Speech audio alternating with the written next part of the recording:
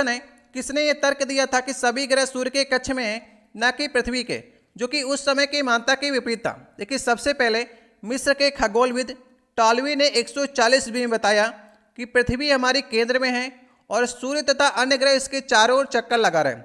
और दिखता भी ऐसे था, सूर्य पूर्व की ओर उदय होता था और पश्चिम को डूब जाता था।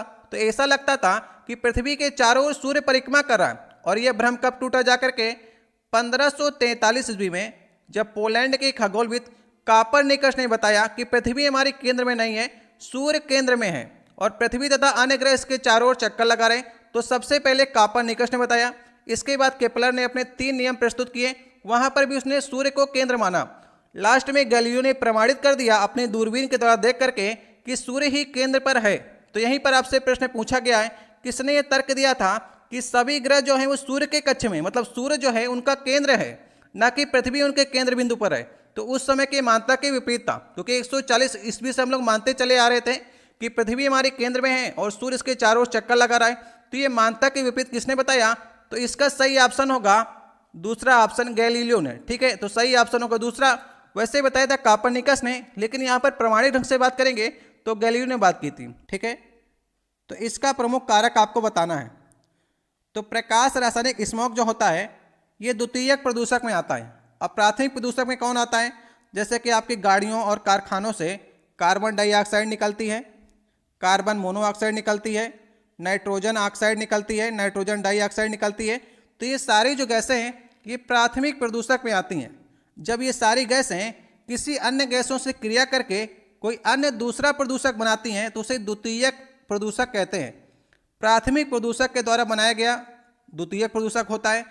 तो नाइट्रोजन डाइऑक्साइड और नाइट्रोजन ऑक्साइड जब ये सूर्य के प्रकाश में क्रिया करती हैं हाइड्रोकार्बन के साथ में, तब ये प्रकाश रासायनिक स्मॉग बनता है, कोहरा बनता है, जिसका प्रमुख कारक जो होता है ओजोन होता है। इसलिए सही ऑप्शन होगा इसका पहला वाला ऑप्शन। तीसरा क्वेश्चन है, निम्नलिखित में से कौन सा प्रकृति में अम्लीय है? संतरा, टमाटर, नींबू का रस, ये 4 ऑप्शन आपको दिए गए हैं। देखिए, अम्ल का स्वाद क्या होता है? खट्टा होता है। और संतरा भी खट्टा होता है, टमाटर भी खट्टा होता है, नींबू का रस भी खट्टा होता है। इसलिए विकल्पों में से सभी जो है इसका सही ऑप्शन होगा, सी ऑप्शन सही ऑप्शन है। अम्ल का स्वाद खट्टा होता है और क्षार के स्वाद की बात करेंगे तो क्षार का स्वाद कड़वा होता है। ये भी आप लोग याद रखिएगा। चौथा क्वेश्चन है, ये आपका वेरी मोस्ट इंपॉर्टेंट क्वेश्चन है एनटीपीसी और ग्रुप डी एग्जाम के लिए। देखिए, डोबेरेन के सिद्धांत से आपसे क्वेश्चन अवश्य पूछता है।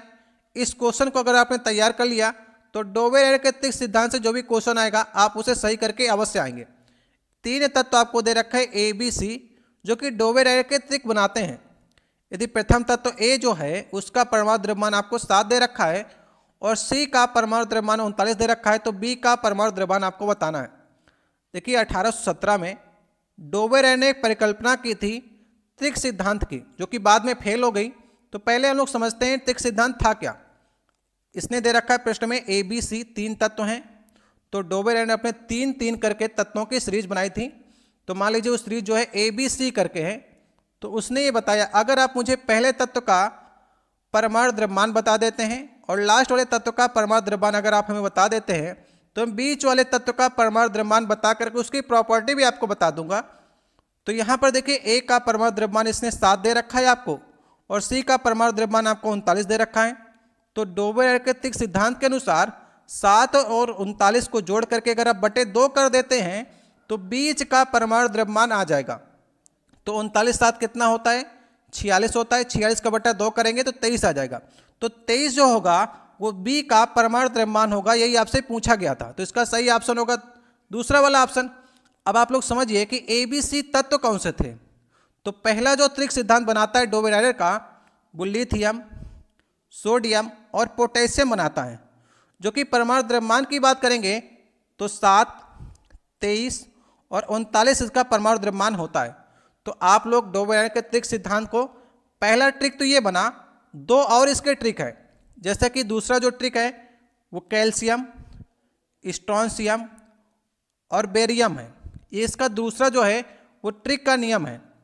तीसरा कौन सा है? Chlorine, bromine, iodine. ये इसका तीसरा है। इसने 3 तत्वों की 3 ही ट्रिक बनाई थी। तो आप लोग तीनों को याद करने के लिए एक ट्रिक फॉलो करिएगा। कालिक याद कर लीजिए, कालिक। देखिए का से क्या होता है, कैल्शियम होता है, और ली से क्या होता है, लिथियम होता है, और का से लास्ट वाले का से क्लोरीन होता है। तो बड़ा वाले का से कैल्शियम है, और फिर ली से लिथियम हो गया, और फिर क्लोरीन हो गया। अगर आपने पहले तत्व को याद कर लिया, लिथियम को अगर आपने याद कर लिया, लिथियम किस वर्ग में आता है, पहले वर्ग में आता है।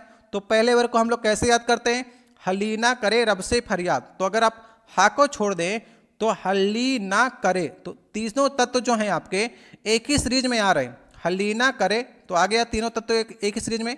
अगर आप दूसरे वर्ग में जाएंगे तो बेटा मांगे कार स्कूटर बाप राजी, तो बेटा मांगे कार स्कूटर बाप, तो कार स्कूटर बाप एक ही सीरीज से आया ना।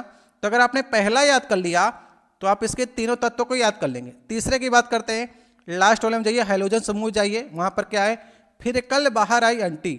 तो फिर के अगर आप छोड़ देते हैं तो कल बाहर आई, तो यहाँ पर भी तीनों तत्व जो हैं आपको बिल्कुल साथ साथ मिल जाएंगे। तो अगर आपने काली की याद कर लिया, कैल्शियम, लिथियम और क्लोरीन, तो आप इसके डोबेरेल के त्रिक सिद्धांत के तीनों चीज़ों को याद कर सकते हैं। अच्छा क्वेश्चन था इसलिए थोड़ा समय दिया, ताकि डोबेरेल के त्रिक सिद्धांत से अगर क्वेश्चन आता है तो इसमें आपसे गलती नहीं होगी। पांचवा क्वेश्चन है, भारत में परमाणु विस्फोटक उपकरणों का परीक्षण कहाँ पर किया गया था, कांचीपुरम, पोखरण, श्रीहरिकोटा या फिर बेंगलुरु। इस पर तो एक फिल्म बनी है पोखरण पर, सही ऑप्शन होगा पोखरण। सबसे पहले 1974 में पोखरण फर्स्ट हुआ था, इंदिरा गांधी के समय में यहाँ पर परीक्षण किया गया। पोखरण जो पड़ता है आपका राजस्थान में। इसके बाद 1998 में दूसरा हुआ, पोखरण 2 हुआ अटल बिहारी वाजपेयी के समय में। तो दोनों आप लोग सन को याद रखिएगा। पोखरण फर्स्ट जो है 1974 में हुआ इंदिरा गांधी के समय में, और 1998 में पोखरण 2 हुआ अटल बिहारी वाजपेयी की सरकार थी उस समय। और पोखरण कहाँ पर पड़ता है, राजस्थान में पड़ता है। तो वहीं पर परमाणु विस्फोटक उपकरणों का परीक्षण किया गया था। छठवां क्वेश्चन है, ऊर्जा के परंपरागत स्रोत का दूसरा नाम आपको बताना है। क्वेश्चन को आप लोग ढंग से पढ़ने का प्रयास किया करिए। क्वेश्चन को अगर आपने समझ लिया तो आप क्वेश्चन को सही करके एग्जाम में आएंगे। तो आपसे परंपरागत स्रोत पूछा है, तो इसका सही ऑप्शन कौन सा होगा, सही ऑप्शन होगा ऊर्जा के गैर नवीनीकरण स्रोत। जैसे कि हम लोग यूज करते हैं कोयला, पेट्रोलियम, प्राकृतिक गैसें जो हैं, ये ऊर्जा के परंपरागत स्रोत हैं। लगातार हम इन्हीं स्रोतों का उपयोग कर रहे हैं, तो ये गैर नवीनीकरण है। अगर पेट्रोलियम खत्म हो गया तो हम पेट्रोलियम को बना नहीं सकते हैं, कोयला खत्म हो गया तो इसका नवीनीकरण नहीं कर सकते हैं, इसलिए गैर नवीनीकरण स्रोत हैं। अगर हम ऊर्जा के नवीनीकरण स्रोत की बात करेंगे तो ऊर्जा के नवीनीकरण स्रोत में आपका आता है बायोगैस, पवन ऊर्जा, सौर ऊर्जा। ये सब आपके जो हैं ये गैर परंपरागत स्रोत में आते हैं, जिसकी खोज हमने अभी की है। और ये ऊर्जा का क्षय नहीं करते हैं। ऊर्जा का स्रोत जो है इनका क्षय नहीं होता है। आप सूर्य से कितनी भी एनर्जी ले लीजिए उसका क्षय नहीं होगा, लगातार आपको एनर्जी देता रहेगा, और इनसे प्रदूषक भी नहीं होता है। तो परंपरागत स्रोत का सही ऑप्शन होगा डी वाला, और गैर परंपरागत स्रोत अगर आपसे पूछता तो सी वाला ऑप्शन सही ऑप्शन होता। ठीक है, तो इसका डी ऑप्शन सही ऑप्शन। सातवां क्वेश्चन है, किसके द्वारा प्रजनन के लिए अधिक विविधता की अनुमति दी जाती है। एक देखिए आपका लैंगिक प्रजनन होता है, एक अलैंगिक प्रजनन होता है। तो विविधता किस में आती है, सही ऑप्शन होगा इसका यौन प्रजनन। मतलब कि लैंगिक जो प्रजनन होता है उसमें विविधता के आपके जैसे कि उत्पन्न होते हैं जीव, उसमें ढेर सारी विविधता होती है, इसलिए सही ऑप्शन कौन सा होगा, सही ऑप्शन होगा इसका सी वाला ऑप्शन। प्रश्नों को आपको ध्यान से पढ़ना है, समझने का प्रयास करना है, तभी आप लोग इसको सही कर पाएंगे। आठवां क्वेश्चन है, एक वस्तु का भार 98 न्यूटन है, पृथ्वी पर इसका द्रव्यमान कितना होगा। मैंने कई बार आपको बताया है कि अगर आपसे कोई आपका भार पूछता है तो आप लोग उसे केजी मत बताया करिए। भार जो होता है हमेशा न्यूटन में होता है। आप लोग साइंस पढ़ते हैं तो आप लोग समझिएगा। अगर आपसे कोई आपका भार पूछता है तो आप लोग ये मत कहिएगा कि मैं 60 केजी का हूँ। भार पूछ रहा है तो आप लोग न्यूटन में जवाब दीजिएगा कि आप 60 न्यूटन के हैं। अगर आप इस 60 में 9.8 का भाग करेंगे तब आप केजी में कहीं बता पाएंगे। तो यहाँ पर भी आपको वही करना है।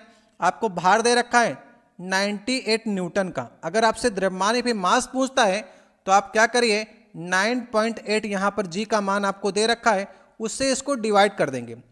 एफ बराबर क्या होता है, एम ए होता है या फिर एम जी होता है, और एफ क्या होता है, फोर्स होता है। और फोर्स जो है वो भार भी एक प्रकार का फोर्स है जो जी के द्वारा लगाया जा रहा है, इसलिए भार का जो है वो न्यूटन होता है मात्रक, और फोर्स का भी न्यूटन होता है। तो यहाँ पर 98 बटे अगर आप 9.8 करेंगे, अगर आपको दशमलव हटाना है तो दोनों तरफ ऊपर नीचे 10 का मल्टीप्लाई कर दीजिए तो 980 बटे 98 बनेगा, और कट करके 10 आ जाएगा। तो 10 kg जो होगा इसका द्रव्यमान होगा। तो इसका सही ऑप्शन कौन सा हो जाएगा? सही ऑप्शन हो जाएगा चौथा वाला ऑप्शन। देखिए 9वां क्वेश्चन है, त्वरण के प्रतिरोध करने की पिंड की प्रकृति को या प्रवृत्ति को क्या कहा जाता है? जड़त्व, बल, ऊर्जा, संवेग। देखिए न्यूटन ने अपना प्रथम नियम दिया था जड़त्व का नियम। वहां पर इन्होंने बताया कि कोई अगर पिंड जो है अगर चल रहा है, गतिमान है, तो वो गतिमान ही रहना चाहता है। अगर कोई पिंड स्थिर है तो स्थिर रहना चाहता है जब तक कोई उसमें बाह्य बल ना लगाया जाए। त्वरण के प्रतिरोध करने की पिंड की प्रकृति को क्या कहा जाता है? तो जड़त्व कहा जाता है। तो इसका सही ऑप्शन होगा पहला वाला ऑप्शन, इनर्शिया कहते हैं। जड़त्व जो होता है वो पिंड को, जो अगर आप उसमें बल लगाएंगे, अगर आप उससे कम बल लगाएंगे तो पिंड हिलेगा नहीं, अगर आप उससे ज़्यादा फोर्स लगाएंगे तब जाकर कहीं पिंड हिलेगा। तो यहाँ पर क्या है, प्रतिरोध करने की प्रकृति जो होती है वो जड़त्व में होती है। पहला वाला ऑप्शन सही ऑप्शन है। 10वां क्वेश्चन है, समुद्र तल पर वायुमंडलीय दबाव कितना होता है? इसे आप लोग याद कर लीजिएगा। ये आंकड़ा जो है आपके एग्जाम में बार बार पूछा जाता है। वायुमंडलीय दबाव क्या होता है? जैसे कोई पिंड जो है अगर वातावरण में रखा है तो वातावरण में वायु द्वारा जो है इसके ऊपर दबाव लगाया जाता है, तो वही जो होता है वायुमंडलीय दबाव होता है। और समुद्र तल पर वायुमंडलीय दबाव कितना होता है? 1 ATM का होता है। 1 ATM, ATM मतलब कि एटमॉस्फेरिक प्रेशर का दबाव होता है। तो इसका सही ऑप्शन होगा बी वाला ऑप्शन। ये आंकड़ा है, सिंपल सा आंकड़ा है, एक आपको याद रखना है, तो दूसरा वाला ऑप्शन सही ऑप्शन होगा। 11 नंबर क्वेश्चन है, कार्बन डाइऑक्साइड की 20 ग्राम को आप मोल में कैसे व्यक्त करेंगे? 4 ऑप्शन आपको दे रखे हैं। यहाँ पर देखिए आपको परमाणु द्रव्यमान भी दे रखा है। देखिए एग्जाम में आपको दे रखे, चाहे न दे रखे, आपको याद करके चलना है। 1 से लेकर के 20 तक के तत्वों का आप लोग परमाणु क्रमांक याद कर लीजिएगा और परमाणु द्रव्यमान याद करके चलिएगा। एग्जाम में दे दिया तो अच्छा है, वरना याद करके चलेंगे तो आप लोग इसे छोड़ करके नहीं आएंगे प्रश्न को। देखिए कार्बन डाइऑक्साइड का अगर हम लोग अणु बाहर निकालें तो कार्बन का होता है 12, आपको यहाँ पर दे भी रखा है, और ऑक्सीजन यहाँ पर 2 हैं। देखिए कार्बन डाइऑक्साइड में ऑक्सीजन 2 हैं, एक का होता है 16, तो 2 का होगा 32, तो अगर योग करेंगे तो अगर 44 क्या आया? 1 मोल में कार्बन डाइऑक्साइड के अणु भार जो है वो 44 ग्राम है। 1 मोल में 44 ग्राम है, तो आधा मोल में कितना होगा? आधा मोल में होगा लगभग 22 ग्राम। समझ में आ रहा है? आधा ग्राम में 22 ग्राम होगा।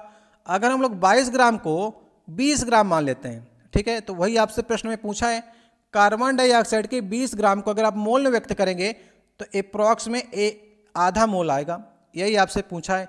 1 मोल में 44 ग्राम है तो आधा मोल में 22 ग्राम होंगे। सही ऑप्शन होगा इसका डी वाला ऑप्शन। अप्रॉक्स में आपको उत्तर दे रखा है। 12 नंबर क्वेश्चन है, निम्न में से कौन एक संवहनी पादप है? ये 4 ऑप्शन आपको दे रखे हैं, चारा, स्पाइरोगारिया, यूलोथ्रिक्स, मार्सिलिया। 4 ऑप्शन आपको दे रखे हैं। देखिए संवहनी पादप मतलब क्या होता है? जल तथा अन्य खनिजों को भूमि से पादप के विभिन्न अंगों तक ले जाने की जो प्रक्रिया होती है, जो ऊतक पाए जाते हैं उसमें, उसे कहते हैं संवहनी पादप। ठीक है, तो यहाँ पर जो पौधा सही होगा मार्सिलिया होगा। देखिए मार्सिलिया जो होता है वो किस ग्रुप में आता है? टेरिडोफाइटा में होता है, और टेरिडोफाइटा में संवहनी पादप पाए जाते हैं, फिर संवहनी ऊतक पाए जाते हैं। तो सही ऑप्शन होगा इसका डी वाला ऑप्शन। देखिए 13 नंबर क्वेश्चन है, न्यूटन के गति का दूसरा नियम आपसे पूछा। इस प्रश्न में गलती की गई है, आप लोग ऑप्शन को पढ़िए और गलती को समझने का प्रयास करिए। देखिए एग्जाम में आपको गलती भी आपको वहाँ पर देखनी है, किस प्रश्न को आपको छोड़ करके आगे बढ़ना है या फिर किस प्रश्न का उत्तर आपको नहीं देना है, इस पर भी आपको विचार करना होगा। वैसे इन सभी प्रश्नों का अगर आप उत्तर लगाकर भी चले आएंगे तो बाद में इन सभी प्रश्नों में आपको 1 नंबर मिल जाता है। इसका सही ऑप्शन होगा पहला वाला ऑप्शन, इसलिए क्वेश्चन गलत है। न्यूटन के गति का दूसरा नियम नहीं है, ये प्रथम नियम है। तो आपसे ये प्रथम नियम पूछने का प्रयास किया था। जड़त्व का नियम जो है ये प्रथम नियम कहा जाता है, इसे गैलीलियो का नियम भी कहते हैं। ठीक है, गैलीलियो का नियम कहते हैं या फिर जड़त्व का नियम कहते हैं, याद रखिएगा। ठीक है, दूसरे नियम की बात करेंगे तो दूसरे नियम को संवेग परिवर्तन का नियम कहते हैं, और तीसरे नियम कहते हैं क्रिया प्रतिक्रिया का नियम या फिर संवेग संरक्षण का नियम कहते हैं। तो तीनों बातों का आप लोग ध्यान रखिएगा।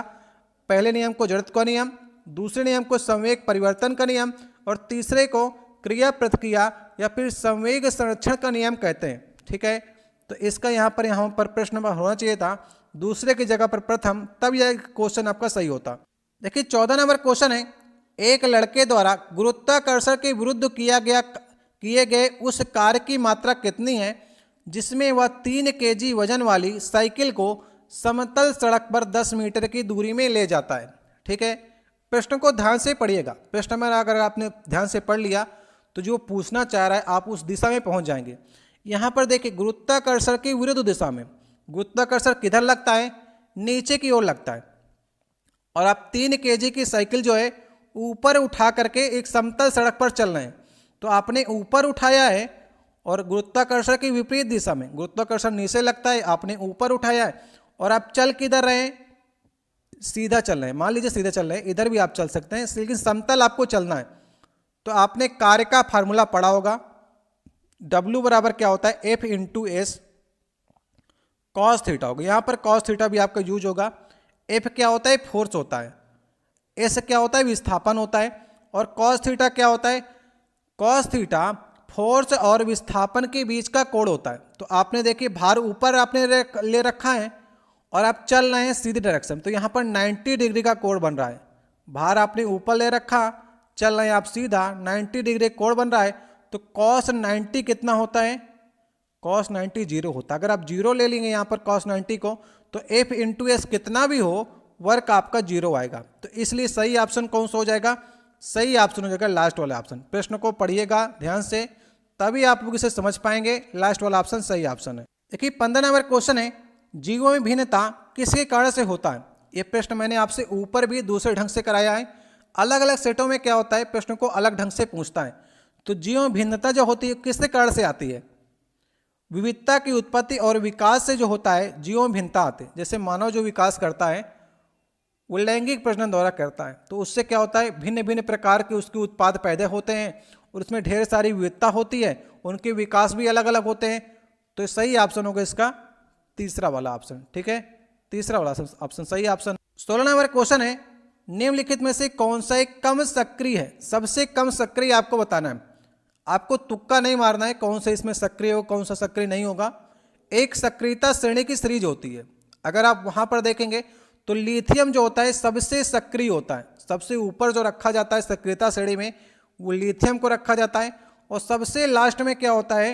सोना होता है। Au जो होता है सोना होता है, प्लेटिनम होता है, चांदी होती है। चांदी, सोना और प्लेटिनम जो होते हैं ये सबसे कम सक्रिय होते हैं। तो यहाँ पर ऑप्शन में देखिए चांदी आपको दे रखा है, तो इसे आप लोग सही करेंगे। ये किसी से क्रिया नहीं करते हैं, या फिर करते हैं तो बहुत ही कम मात्रा में करते हैं, हमेशा नहीं करते हैं। तो चांदी, सोना और आपका सिल्वर ये कभी आपके जल्दी खराब भी नहीं होते हैं। खराब हो गए तो आप इन्हें जल्दी से सही भी कर सकते हैं। इनके ऊपर परत जम जाती है लेकिन ये खराब नहीं होते क्योंकि कम सक्रिय होते हैं, जल्दी क्रिया नहीं करते हैं।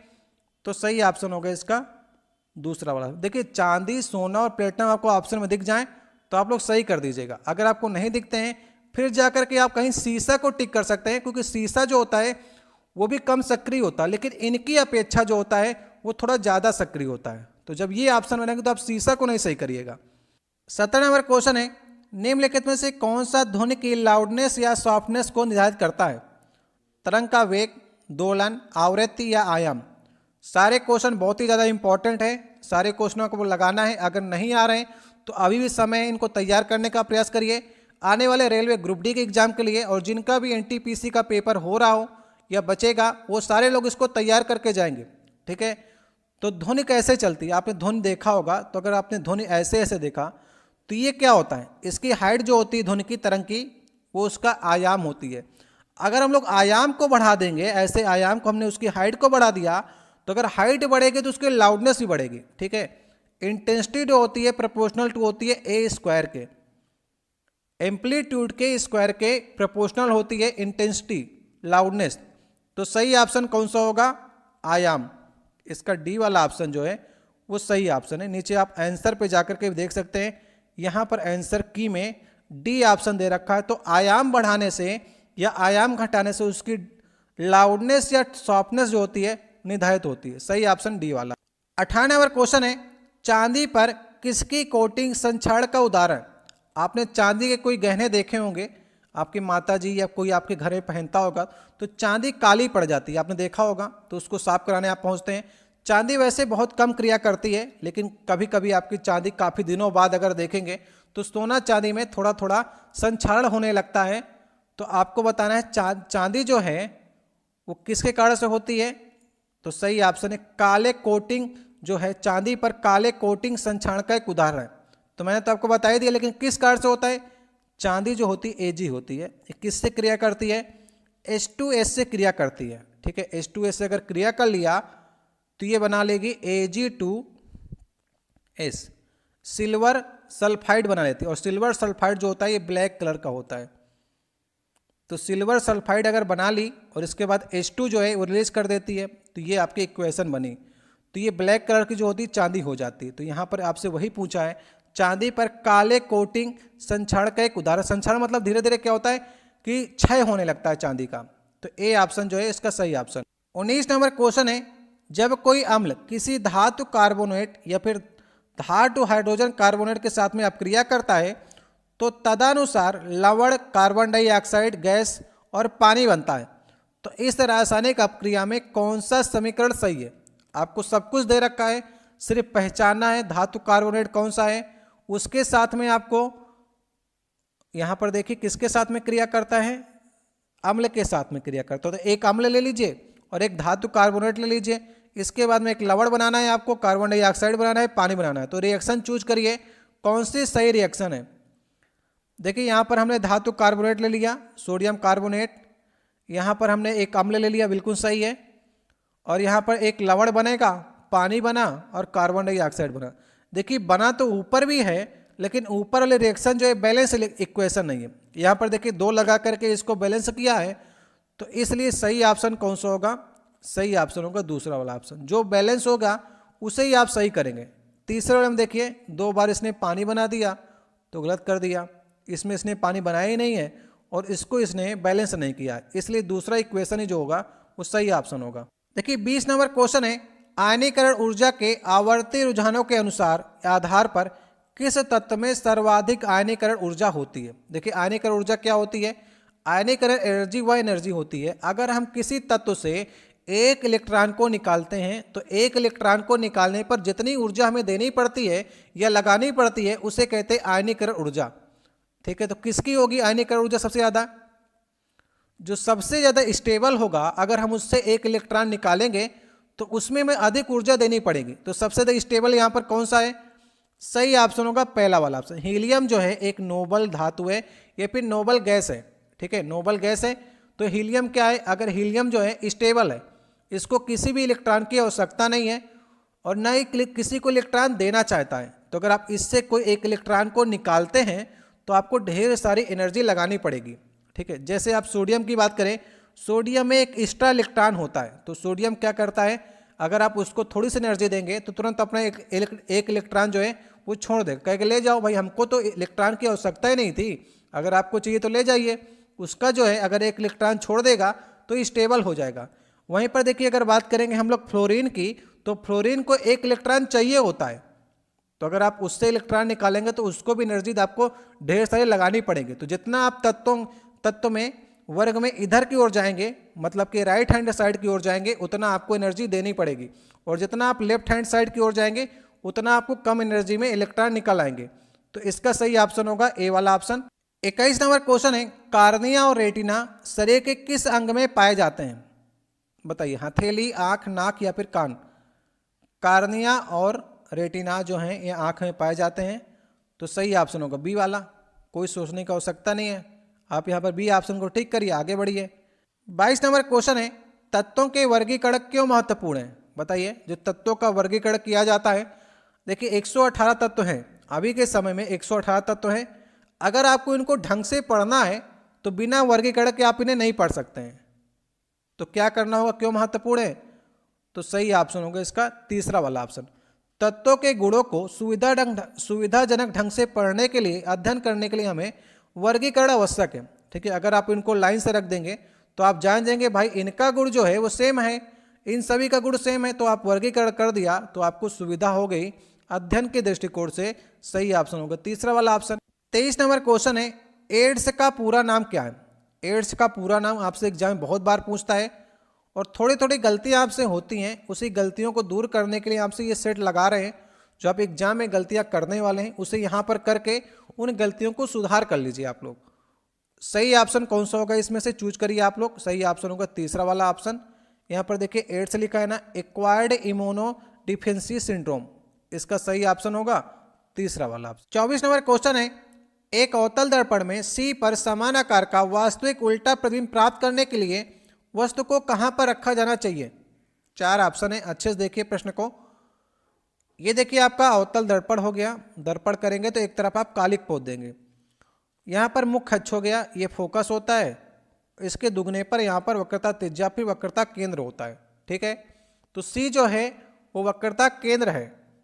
समान आकार का वास्तविक उल्टा प्रतिबिंब प्राप्त करना है तो अगर आप सी पर ही वस्तु को रखेंगे तो सी पर ही उसका प्रतिबिंब बनेगा। कैसा बनेगा? उल्टा बनेगा, समान आकार का बनेगा, वास्तविक बनेगा।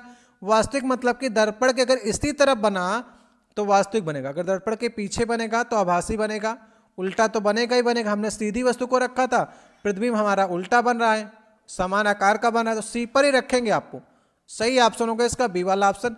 अगर आप वस्तु को फोकस पर रखें तो ये अनंत पर बनती है, इसका प्रतिबिंब जो अनंत पर बनेगा। अगर आप अनंत पर किसी वस्तु को रखेंगे तो उसका प्रतिबिंब जो है फोकस पर बनेगा। ये तीनों बातें आप लोग याद रखिएगा। अगर आपने तीनों बातें याद रखी तो प्रश्न जो है इससे आप गलत करके नहीं आएंगे। सही ऑप्शन होगा दूसरा वाला ऑप्शन।